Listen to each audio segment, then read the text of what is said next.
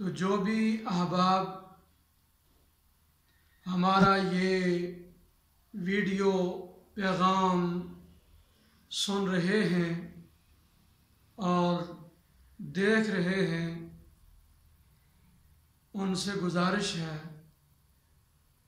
कि आप अहबाब ये फ़िक़ही मसअला समाअत करने के बाद आगे शेयर भी करें ताकि दूसरे अहबाब इस मसले को समाअत करें,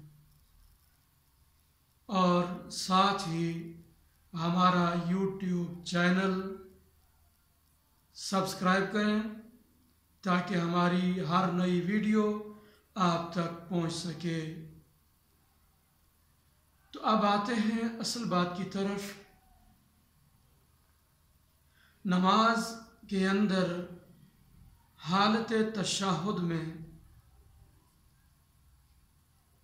चौकड़ी मारकर बैठने की दो सूरतें हैं कि बिला उज़र बैठ रहा है चौकड़ी मारकर या किसी उज़र की बुनियाद पर। पाँव में तकलीफ़ है कि दो जानू नहीं बैठ सकता तो चौकड़ी मारनी पड़ती है, तो बिला उज़र नमाज में चौकड़ी मारकर बैठना मकरूह तंज़ीही है। अगर उज़र है तो फिर कोई हर्ज नहीं। तो इस सिलसिला में फ़िक़्ह हनफ़ी की मुस्तनद और मोतबर मशहूर किताब नूरुल इज़ाह के सफ़ा नंबर 87 पर लिखा है, वत्तरब्बुअ बिला उज़्रिन मकरूहात के चैप्टर में लिखा है कि बिला उज़्र चौकड़ी मारकर नमाज में बैठना मकरूह है।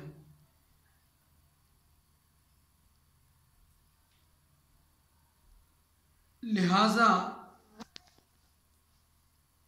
नमाज के अंदर चौकड़ी मारकर बैठने से उन अहबाब को बचना चाहिए कि जो तंदुरुस्त हैं। उज़र के तहत नमाज की हालत में चौकड़ी अगर मारने की ज़रूरत पेश आती है तो फिर हर्ज नहीं है। और औला और बेहतर तरीका ये है कि नमाज की हालत में दो जानू होकर बैठे, इसलिए कि ये अंदाज बैठने का आजिज़ी और इनकिसारी के ज़्यादा करीब है बनिस्बत चौकड़ी मारकर बैठने के। और नमाज से बाहर, नमाज से हटकर चौकड़ी मारना मुतलकन मकरूह नहीं है, चाहे उज़र हो या बिला उज़र। बाहर सूरत नमाज के अलावा चौकड़ी मारकर बैठ सकता है, क्योंकि नबी अकरम सल्लल्लाहु ताला अलैहि वसल्लम बाज़ अहवाल में चौकड़ी मारकर तशरीफ़ फरमा होते। और इसी तरह